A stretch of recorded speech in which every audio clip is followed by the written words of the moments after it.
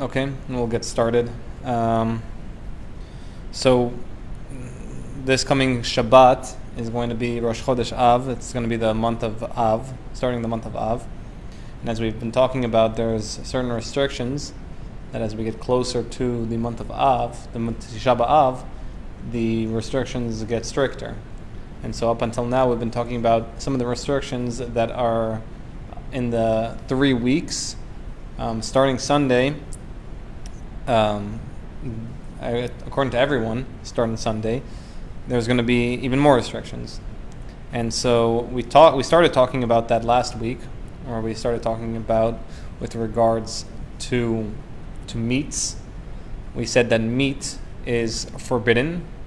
We said there is some leniency for Yemenites that have that custom, but for Sephardis as well as Ashkenazim, meat is forbidden. We saw the only machloket there was whether meat can be eaten on Rosh Chodesh itself, and we came out that Sephardis ruled that you can eat meat on Rosh Chodesh, whereas Ashkenazim say that you cannot eat meat on Rosh Chodesh. This year it's not so applicable though, because this year Rosh Chodesh falls on Saturday, on Shabbat, and so everyone is allowed to eat. Everyone is allowed to eat meat, and we said it's not just limited to meat, also chickens and any type of mutton.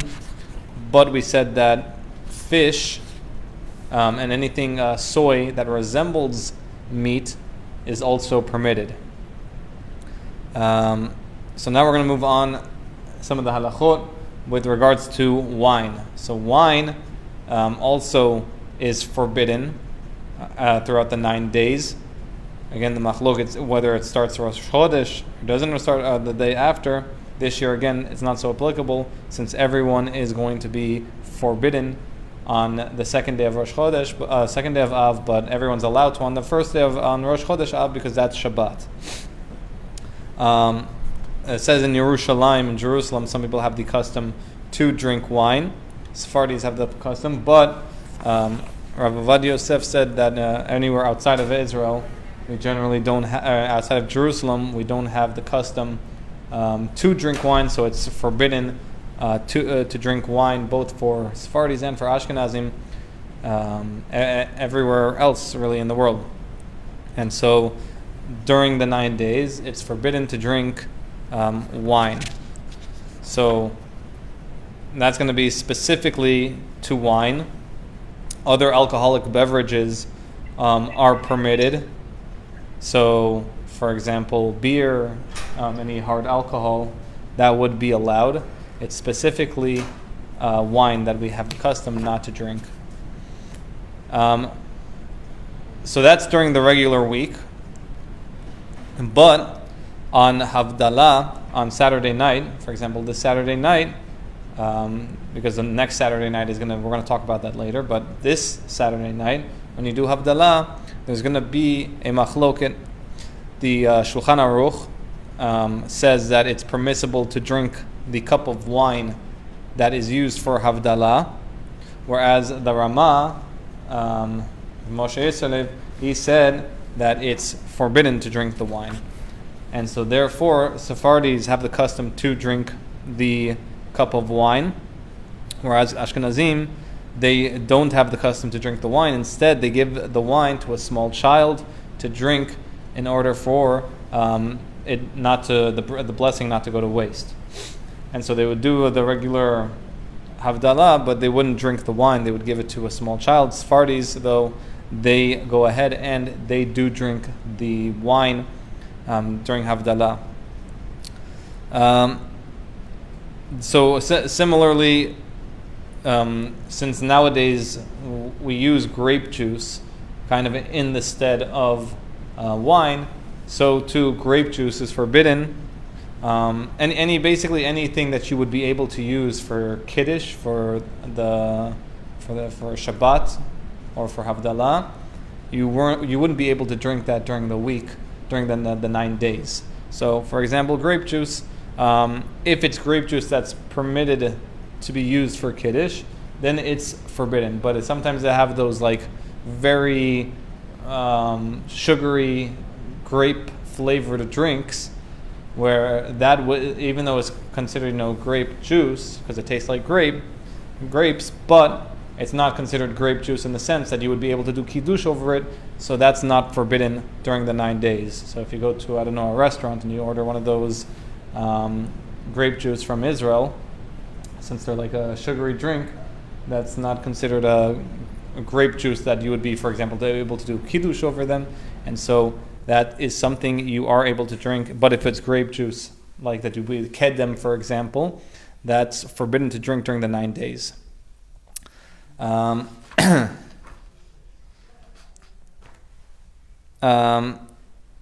So that's with regards basically to wine and meat. With regards to Shabbat, though, that we alluded to, there's no restrictions to eating meat or drinking wine on Shabbat. So this year we have 2 Shabbats, really. This coming Shabbat and the Shabbat before Tisha B'Av. And we'll talk about that, B'ezrat Hashem, coming soon in the next, maybe today or maybe next week. But as far as eating on Shabbat, meat and drinking wine, there is no exceptions. There's no, in fact, it's forbidden to abstain from eating meat or drinking wine in the sign of mourning, as an act of mourning. So this Shabbat, you should go ahead and, of course, drink wine for Kiddush.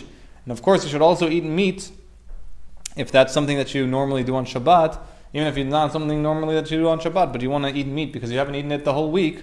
It's allowed. In fact, it's praised. You should be doing that because on Shabbat we don't show signs of mourning outward.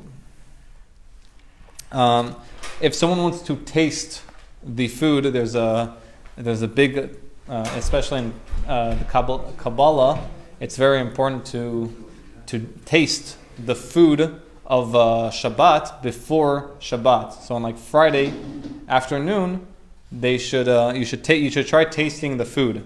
So now if you have a meaty food, for example, you can't eat this year, I guess not so much this Friday, but next Friday, which is going to be within the 9 days. Then we said within the 9 days it's forbidden to eat meat. How are you able to taste the food of Shabbat? So Rav Ovadia said that you're allowed to taste it after midday, after Chatzot midday, which is I think around 1:30, 1:20, something like that. After midday, you're allowed to taste from the food, from the Shabbat food, specifically going to be used for Shabbat, but you cannot taste more than a revi'it, more than 81 grams. So do the calculations, get your little scales out and try to do the calculations. 81 grams, it's not that much. I mean, if you're going to just taste it, that's usually the easiest, but some people like to go above and beyond and really taste it, but just make sure you're not extremely tasting it. Okay? So that's with regards to tasting food that you're preparing for Shabbat. Now, someone asked about the milah malka, especially this year. It's only going to be one. We don't have to worry about the next milah malka because that's going to be during the fast, and we'll talk about the preparation for that Shabbat in the coming maybe next week. But let's say someone made he made a cholent, right? He made cholent, he ate it on Shabbat, he gave it to his wife, kids, and there's still some left over. So there's a machloket whether you're allowed to eat those leftovers during the week. And so the common consensus is really that it's forbidden to purposely take advantage of this leniency. Really, if it's there and it's going to spoil and it's going to be like a chaval, it's going to be such a waste. If it's just sitting there, I'm going to have to throw it away. Then there's a side of leniency to say, yeah, you can be able to eat it. Of course, you're saying that it happened on its own, not because of you intentionally making more. We're saying it happened by itself. You made a pot of chamin, you made a pot of meat, for example. You had a bunch of guests, everyone ate, but what happened? There's leftover. I'm not talking about someone who intentionally made a bunch of meat and then he himself eats a little bit. And he's like, oh, what am I going to do with all this meat? I guess I can eat it the rest of the week. It's going to go bad. No, that's for sure forbidden. We're talking about in the case where someone has the ability to he made enough for the family, and there's a little bit left over, or there's a leftover for one more, he can eat it. We're saying that's leniency. He can eat it. He should try to eat it on milah v'malka.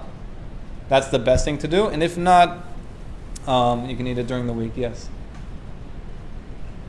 My question is, to help you explain a little bit further, is so are you saying the food that is made for Shabbat, made for Shabbos, you should only make enough for Shabbos? Yes, you should only make enough for Shabbos, and if there is leftover, then there's a leniency to eat it during the week. Rabbi Shimon said that if you make food for Shabbos and there is leftover, you eat it on Tuesday or Thursday, it'll be better than if you made it some other day.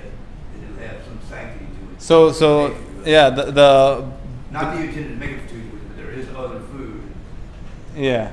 So the Bnei Yisachar brings down that actually in this month that he says that the holiness that is in the food on Shabbat stays in the food on Shabbat even during the week.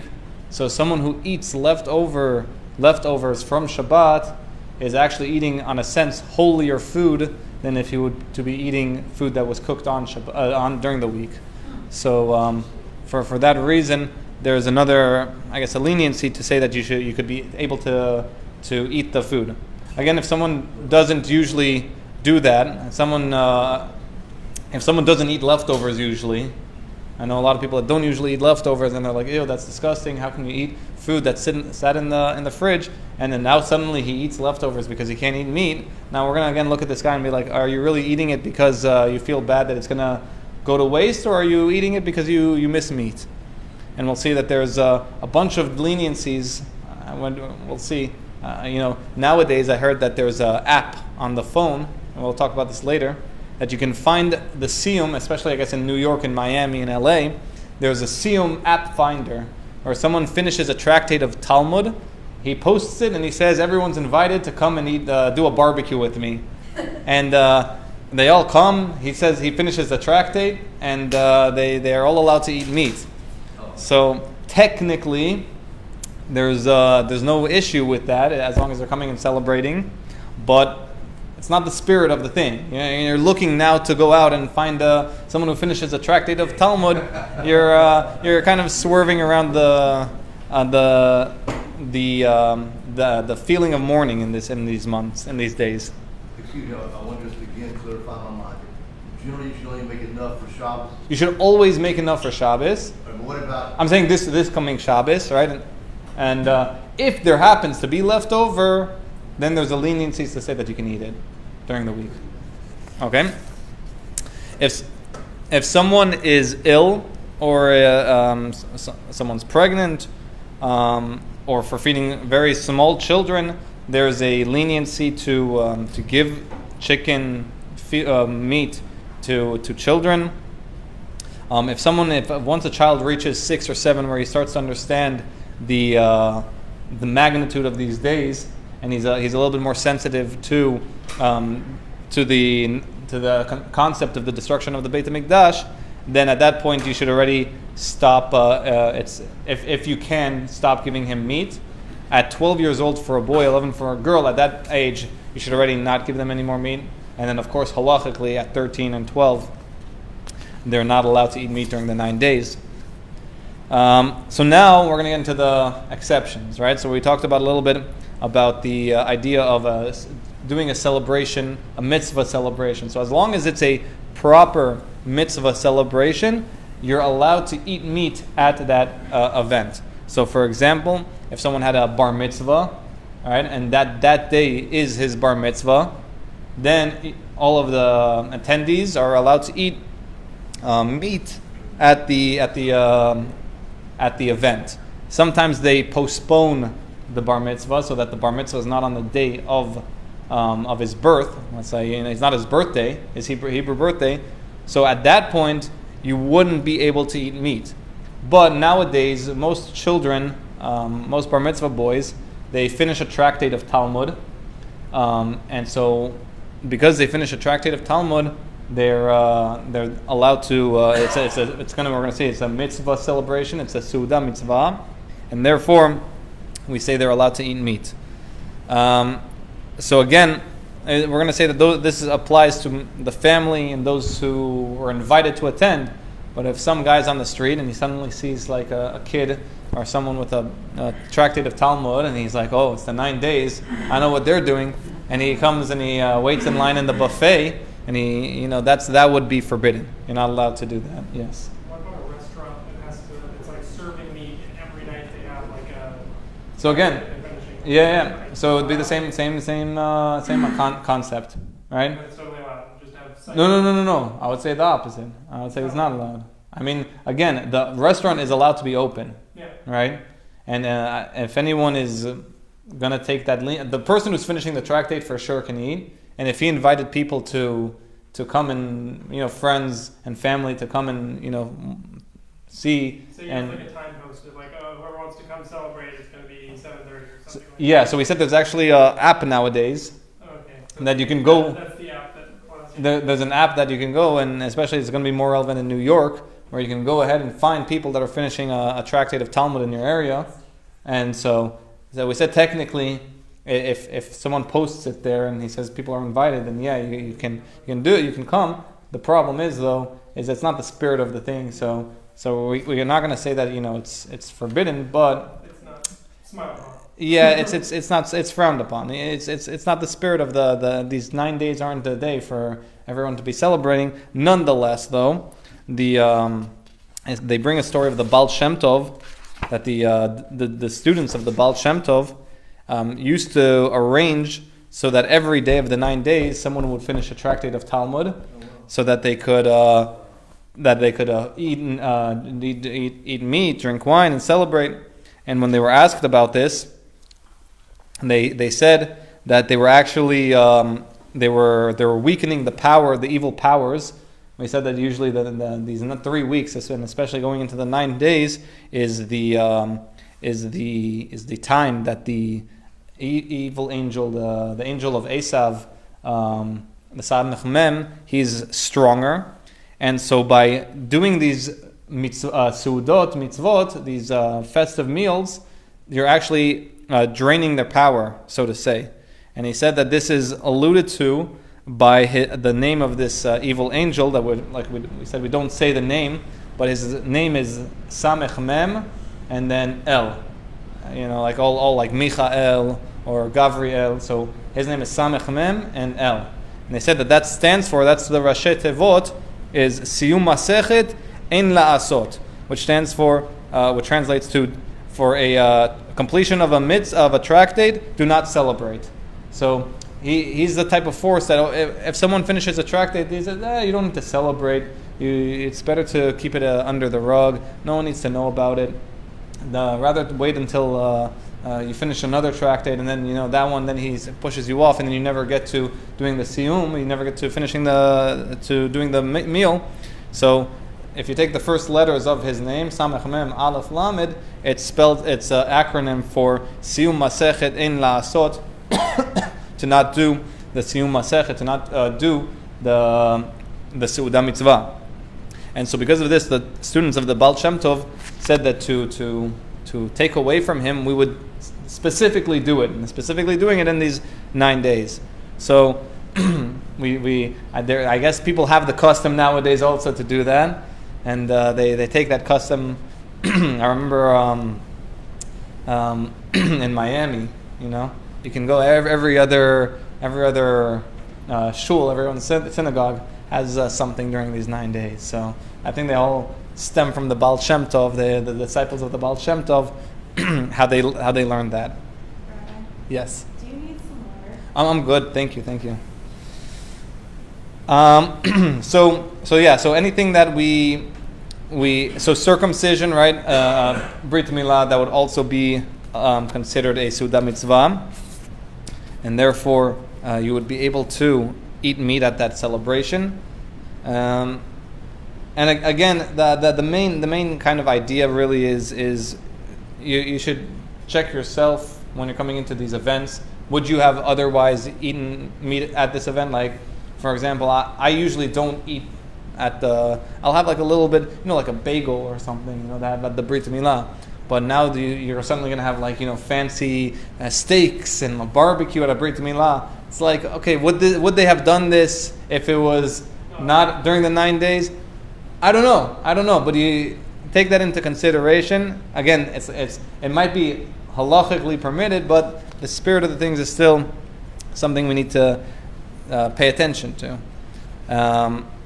And so if you believe that, especially if someone's having a brit at 9 a.m. here, and then they start to have barbecue at 10 a.m., during the regular year, would you have eaten that barbecue at 10 a.m. on a random Wednesday? Probably not. And so I wouldn't eat at these things. We're bachelors, and it's permissible to mend garments and to sew patches on torn garments during these 9 days. But one should not go ahead and buy new garments or new shoes, especially during these 9 days. If someone, even if someone did not have anything to wear until after Tisha B'Av, meaning he has what to wear, but he wants to buy a new pair of shoes for after Tisha B'Av, he's not going to wear them now. That's also prohibited.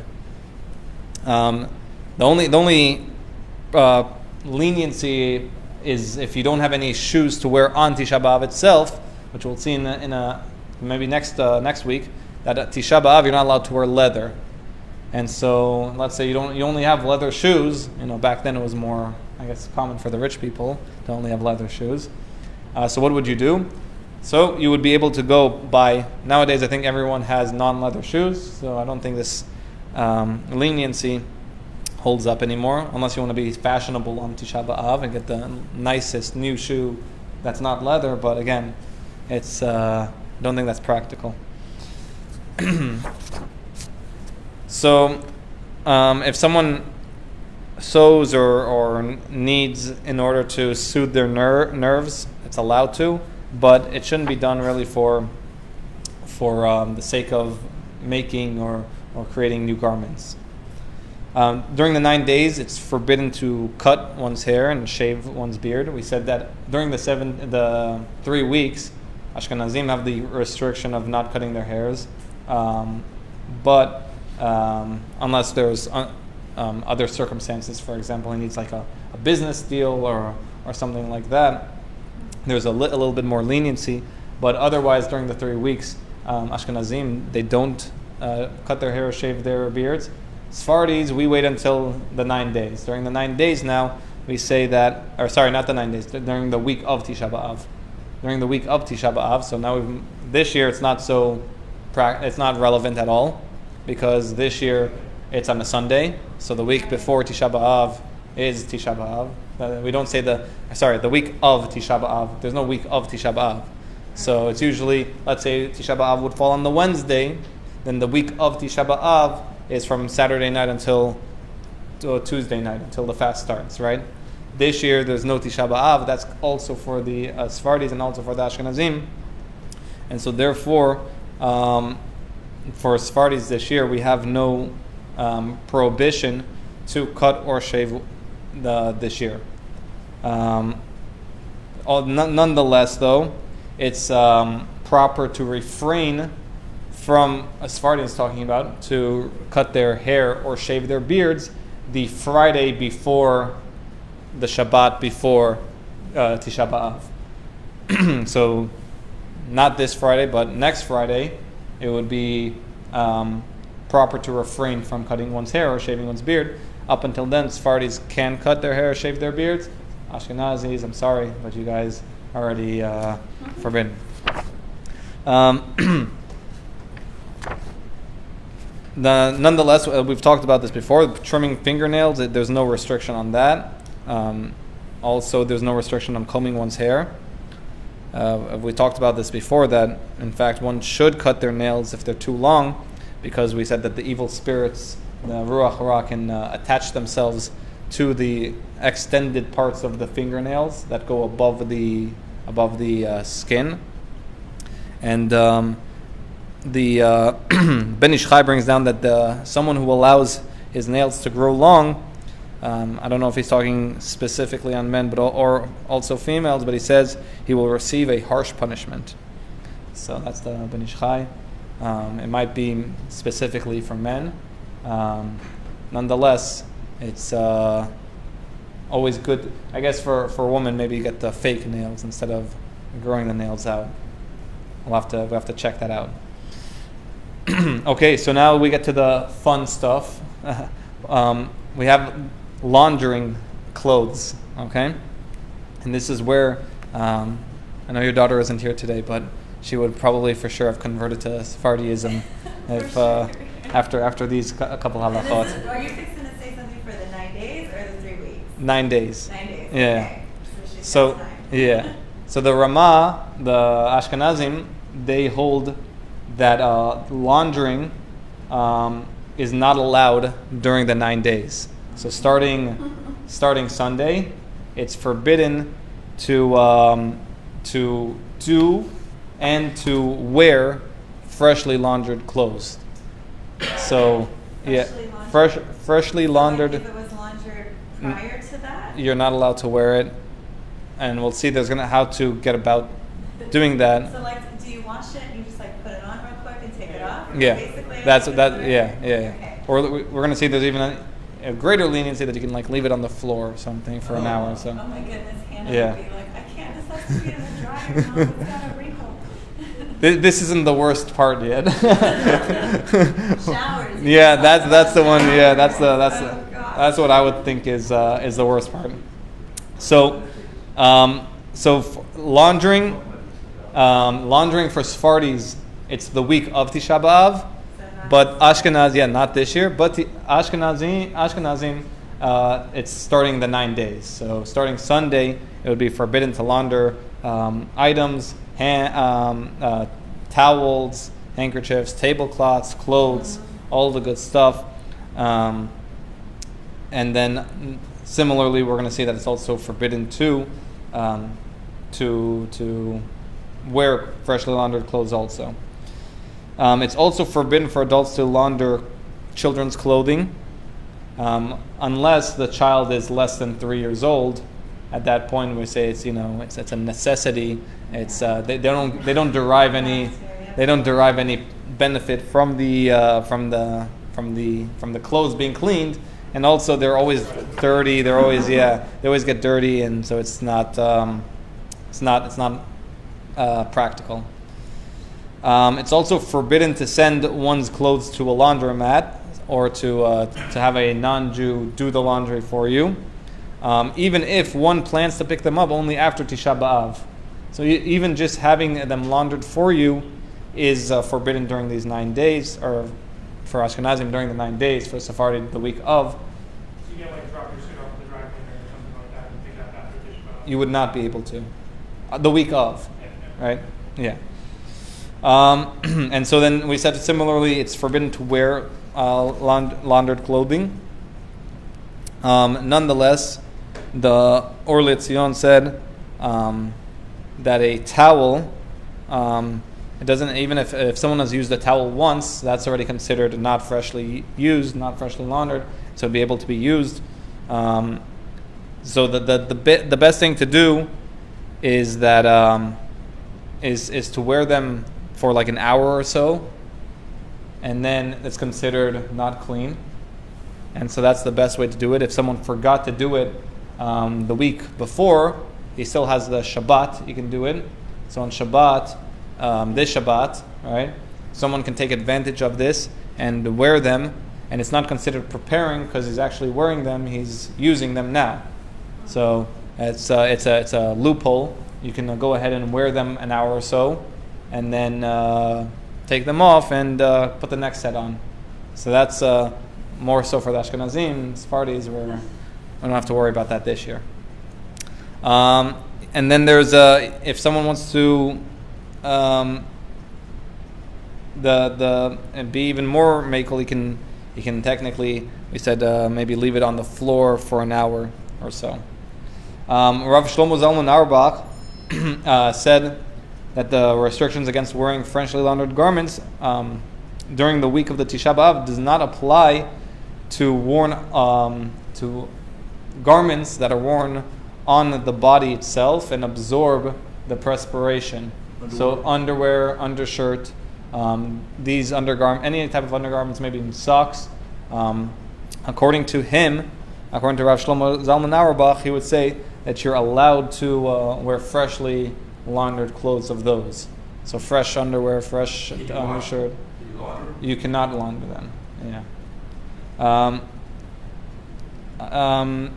So if and then the Or L'Tzion says if someone wants to wear several undershirts, one on top of the other, in order for preparing them, he says that all of them count as being prepared.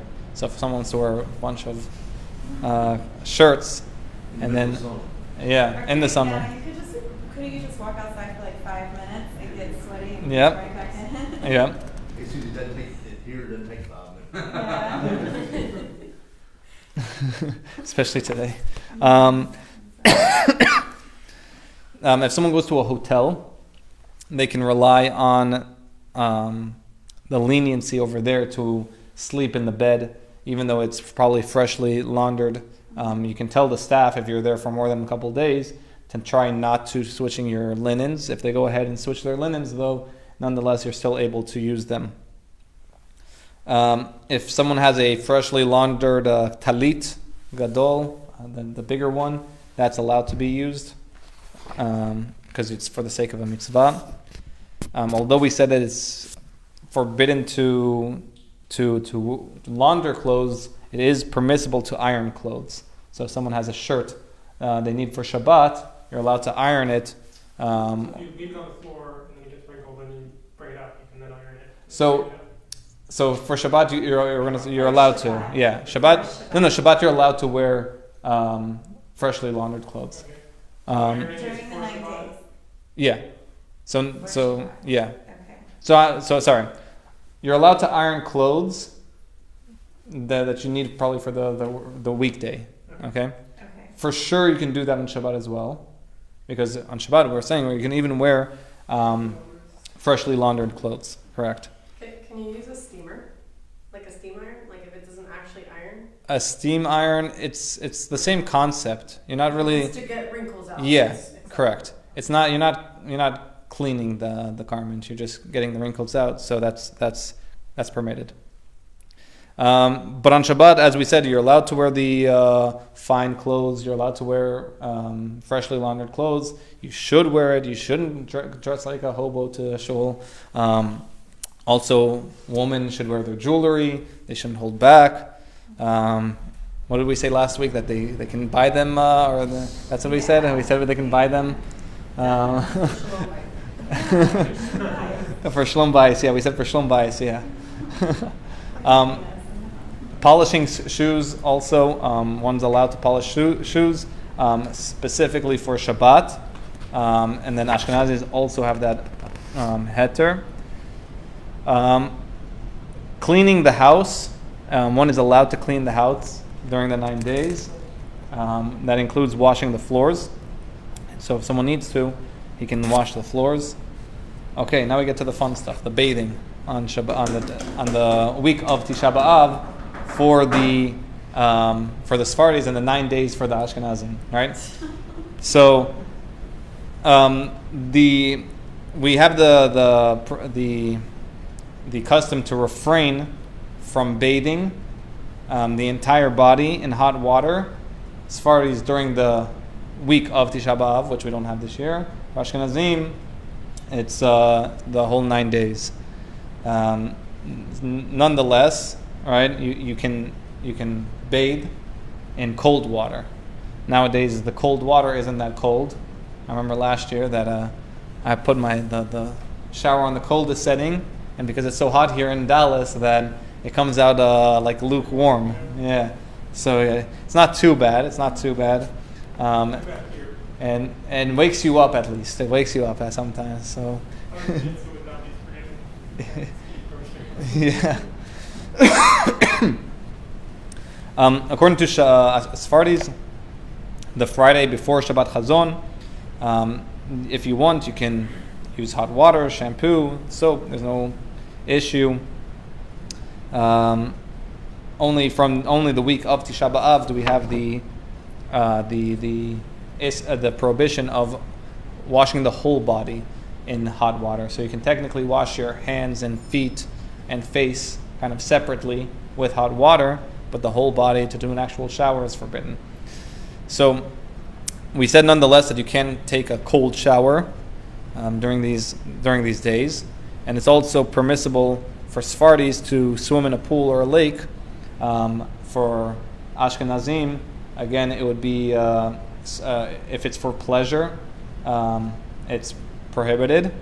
If someone is like learning how to swim, right? Like my son's learning how to swim, so it's permitted to go send him to like the swim class. Again, you should be more careful. We talked about that last time during these days, but because that's such an important skill to learn, you need to learn how to swim.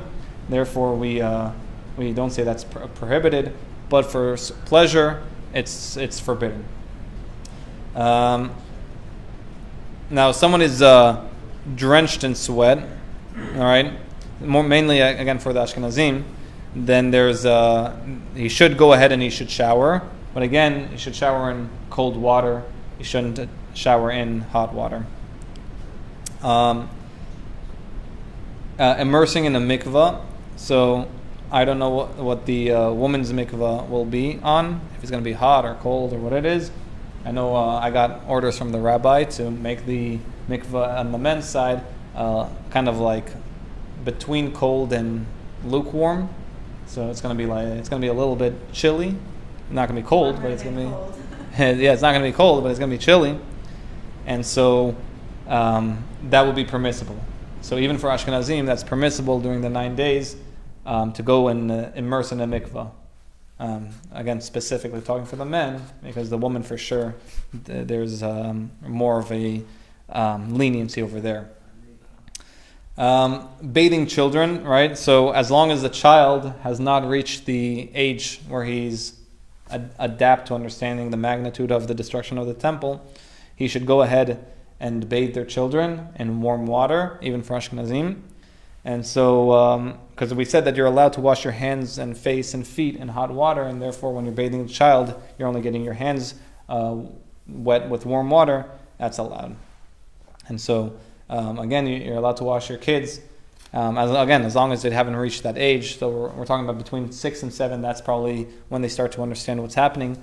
And at that age, you should try as hard as you can to see if they can get them to shower in cold water.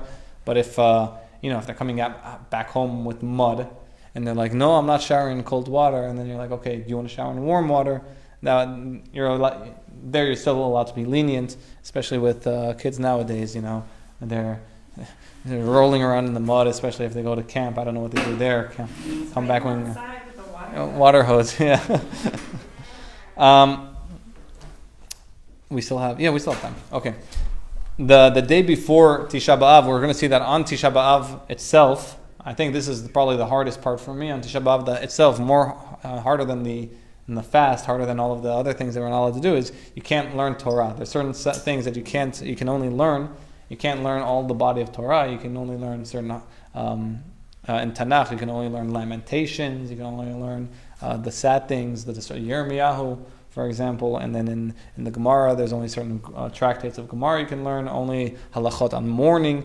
So these things, it's probably the harder part of the day, that you can't just fast and learn something. You have to fast and be sad and learn something. And so it's about the being sad. So it's a double whammy over there. But the day before Tisha B'Av, so especially this year being a Friday, there's no restrictions. Sometimes the Ramah, he holds that there is a restriction of studying these subjects beginning from midday of the day before. So this year, you would say that it's probably going to be on Shabbat, around midday. So I don't know if he holds. So it sounds like that the Ramah would say.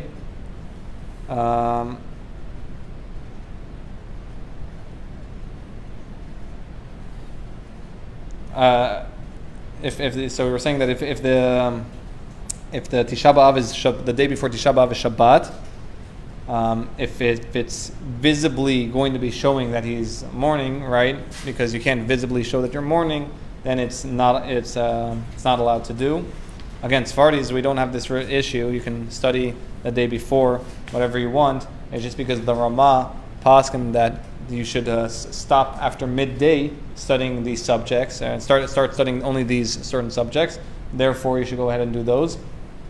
With this year, the day before being Shabbat, and people normally study anyway during the day, as long as you're not, as long as you're openly, you're in public or whatever, and you're studying there, then you should go ahead and study whatever you need to be studying. Especially if someone is going to be like, no, I'm not studying anything if I can't study what I want to learn. Yeah, go ahead and study what you want to learn. What about private? And that's what we're saying. So in private also, right? If someone is, he's saying, I'm just going to go to sleep then. If I'm not able to study, then go ahead and study the day before. We're going to see the day of Tisha B'Av, and it's going to be more restrictive. We're going to see that this year, with it being Shabbat the day before, we don't say Tzidkatecha and Mincha. You know how we, after Mincha, after the repetition of the Amidah, we have those like 3 passages that we say. We don't say that this year because Tisha B'Av, the day of Tisha B'Av, we're going to see that it's kind of counterintuitive. We don't do Tachanun on that day because it's considered a Moed, it's considered a festive day.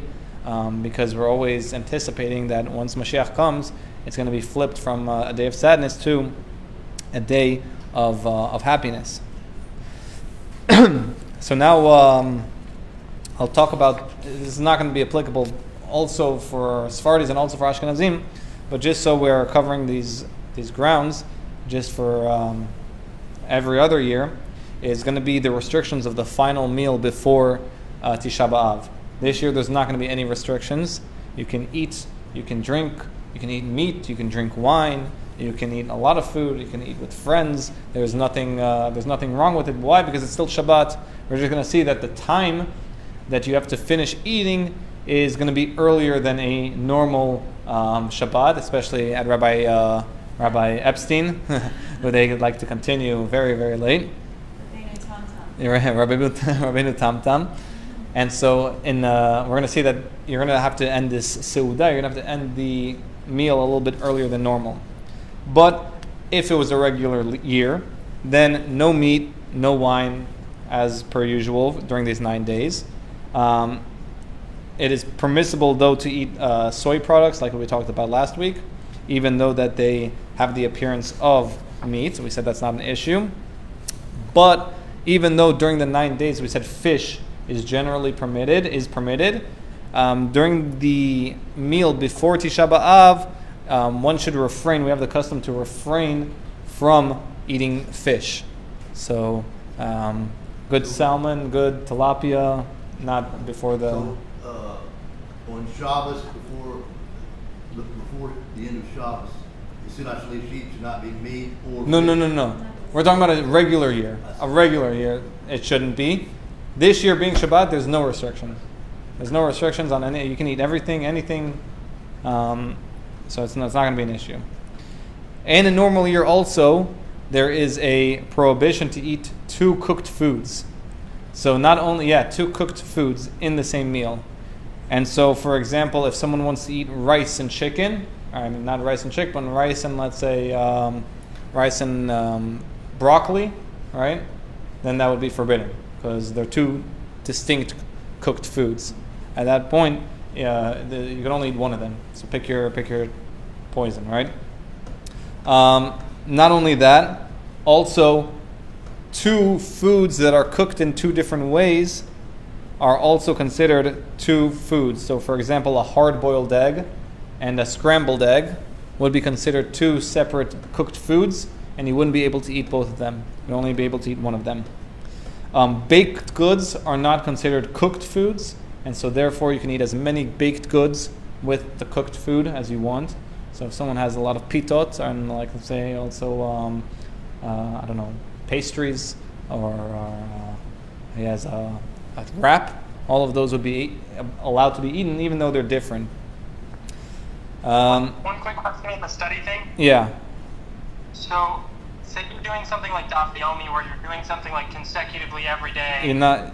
So. How does that work? We'll talk about that, but on Tisha B'Av, you're not allowed to do that. The question was about something that you do consecutively. For example, if someone has a certain, they do Tehillim of the day every day, or we'll talk about Tehillim, that's a little bit different, but if someone does like the study of tractate of Talmud, they learn one page, or the Mishnayos, they learn 2 Mishnayos every day.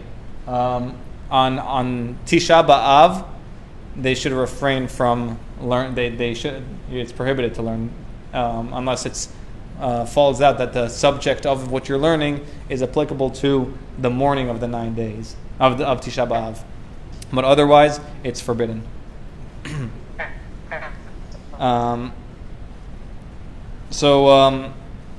In addition to, going back to the eating in a normal year, we said it's forbidden to eat 2 cooked foods. Also, one should refrain from eating drinking carbonated drinks. And we'll see also any kind of festive foods you should stray away from. This is the night before Tisha B'Av? In a general year.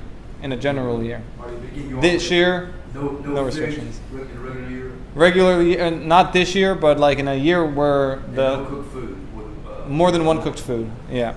More than 1 cooked food. Now, if the 2 foods are cooked in one pot, all right, and that's the normal way of eating it, so for example, for like rice and peas or something, then that's considered 1 cooked food, especially if that's the way you cook it the whole year long. Not something that you're inventing, a new cooked food, so you get everything in one pot, and is that this is the new cooked food, right? that wouldn't be allowed. Yeah. So cheese-filled calzones or cheese-filled blintzes, those are considered 1 cooked food, and that's allowed. In addition to baked goods, anything fresh, anything raw, I guess it's not considered a cooked food, and so you can have any amount of that as you want. So if you want peaches and then pears, grapes, or whatever that, you can eat all of those, and there's no issue there. Similarly, right? So then, if once we say that, you can have a salad, and then you can have a cooked food with that salad, because then the salad isn't considered a cooked food, even if you add a dressing to it. Noodles and cheese. We said since pastries or anything baked isn't considered, even noodles isn't considered like a baked, cooked food, then you can have it with the cheese, right? Noodles and cheese or macaroni and cheese you can have. Technically, pizza is also permitted, but like we said, you shouldn't have like festive foods, and usually pizza. I don't know, maybe nowadays it's not so party food as it was maybe 10 years ago, 20 years ago. When I was a kid, I only got pizza, at someone's birthday party. But nowadays it's like, oh, here, go get pizza. It's especially in Israel. In Israel, everyone has like pizza every day of the day. With corn. Yeah, with corn. Again, if it's something that you normally eat, right? If it's something that you eat like sometimes during the week, and it's not out of the normal, then yeah, go ahead. You can have it as the finishing meal, all right? But if it's something that is considered festive for you, don't do it specifically on this day. But there would be no prohibition. The cheese melted on and on the bread isn't considered 2 separate baked foods. Coffee and tea, you're allowed to drink that. There's no restrictions. If someone wants to be stringent upon themselves not to drink it, because you could think that the water and the coffee beans or the tea leaves are 2 different cooked foods. So even though we say that there's no prohibition to that, if someone wants to be stringent, he's allowed to be. Beer and alcoholic beverages should not be drunk during this last meal on a normal year. But if someone needs the beer or the alcohol to push down the food, and it doesn't do it really for the enjoyment out of it, but does it mainly so he can push down the food, that would be permitted. Once someone has finished the meal, once someone finishes the meal, even if someone is not thirsty but he wants to drink water, he should go ahead and drink water. But we have to remember that the halacha is that if someone drinks while not thirsty, he doesn't have to make a blessing on that drink, on that water. So if someone drinks not because he's thirsty, just so he can hydrate himself for the fast, you wouldn't say a blessing on the water. Not before, not afterwards. So you wouldn't say a borei nefashot afterwards either.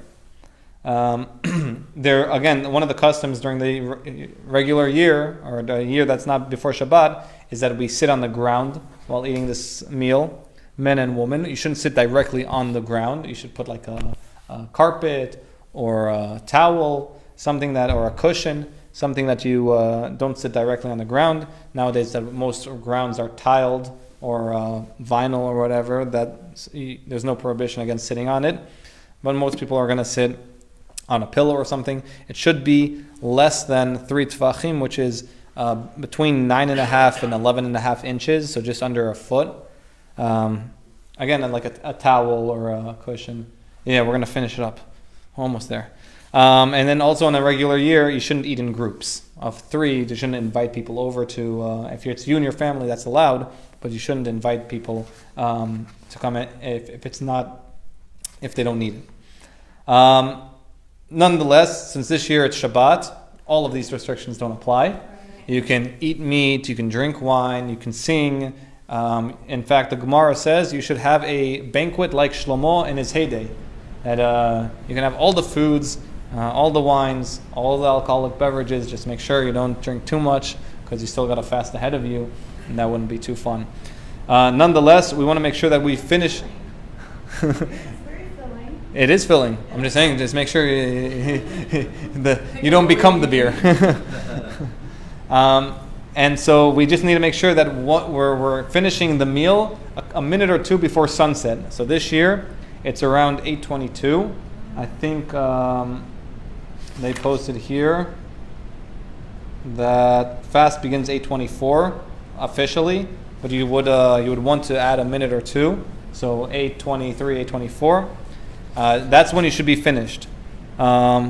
And then similarly, we said you shouldn't invite people in a normal year. This year, you can invite friends. You can have a big meal. And then if someone has the custom to refrain from eating meat or drinking wine during this final meal, you can tell them, no, you should stop doing that because it's Shabbat, and we don't show signs of mourning for Shabbat. Bezrat Hashem, we'll talk next week more about the restrictions of Tisha B'Av itself. Shkoyach. Thank you, Rabbi.